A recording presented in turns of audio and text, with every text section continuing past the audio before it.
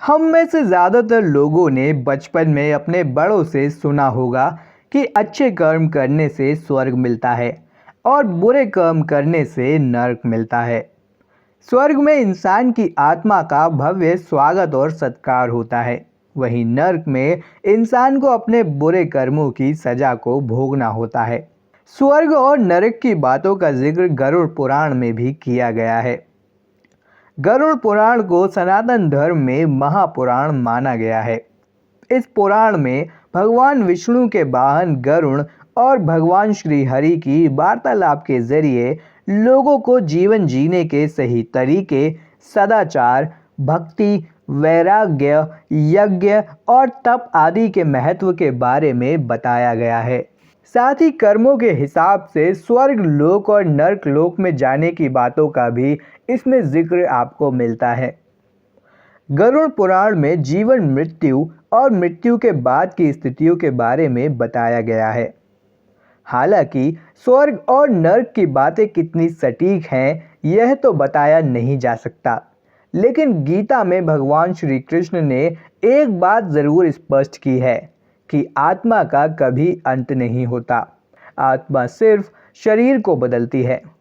ठीक उसी तरह जैसे व्यक्ति पुराने कपड़ों को बदलकर नए वस्त्र धारण कर लेता है।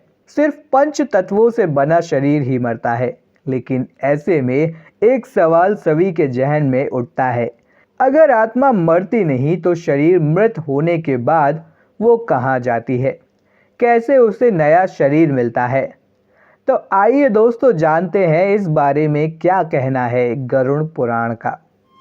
नमस्कार दोस्तों और स्वागत है आप सभी का हमारे चैनल द दैविक गुरु पर।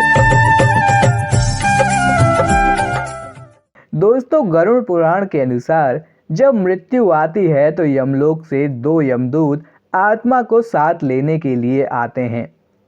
यमदूतों के आते ही आत्मा शरीर छोड़ देती है और उनके साथ यमलोक चली जाती है। यमलोक में ले जाकर यमदूत उसे 24 घंटे तक वहां रखते हैं और उसे दिखाते हैं कि अपने जीवन में उसने क्या अच्छे और क्या क्या बुरे कर्म किए हैं। इसके बाद आत्मा को उसी के घर में छोड़ दिया जाता है जहां उसका जीवन बीता हो। 13 दिनों तक आत्मा अपने परिजनों के बीच रहती है। ये भी मान्यता है कि जिसने जीवन में अच्छे कर्म किए हैं उसके प्राण निकलने में ज़्यादा परेशानी नहीं होती, लेकिन जिसने बुरे कर्म किए हैं उसे प्राण छोड़ते समय काफ़ी पीड़ा का अनुभव होता है। गरुड़ पुराण के मुताबिक 13 दिन पूरे करने के बाद आत्मा को फिर से यमलोक के रास्ते पर जाना होता है। यमलोक के रास्ते में उसे 3 अलग अलग मार्ग मिलते हैं: स्वर्गलोक, पितृलोक और नरकलोक। व्यक्ति के कर्मों के आधार पर यह निर्धारित किया जाता है कि उसे किस मार्ग पर भेजा जाएगा। दोस्तों पहला मार्ग होता है अर्ची मार्ग, यानी देवलोक की यात्रा का मार्ग इसे माना जाता है। दूसरा मार्ग होता है धूम मार्ग, यानी कि पितृलोक का मार्ग इसे माना गया है। वहीं तीसरा मार्ग होता है उत्पत्ति विनाश मार्ग, जो कि नरक की यात्रा के लिए होता है। अपने पाप और पुण्य को निर्धारित समय तक भोगने के बाद आत्मा को फिर से एक शरीर मिलता है। वह शरीर उसके कर्मों के आधार पर होता है। यदि व्यक्ति ने पिछले जन्म में अच्छे कर्म किए होते हैं तो वह एक संपन्न परिवार में जन्म लेता है। वही व्यक्ति के कर्म बहुत खराब रहे हों तो दोस्तों उसे मनुष्य योनि में या फिर और खराब कर्म होने पर जीव जंतुओं की योनि में जन्म लेना पड़ता है।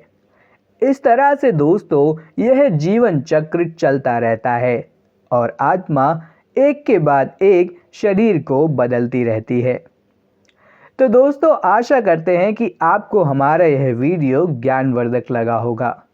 ऐसी ही और भी वीडियोस को देखने के लिए हमारे चैनल द दैविक गुरु को सब्सक्राइब ज़रूर करें, जिससे कि आगे भी आपको हमारी वीडियोस मिलती रहें। वीडियो में आप सभी अंत तक हमारे साथ बने रहे, उसके लिए आप सभी का धन्यवाद।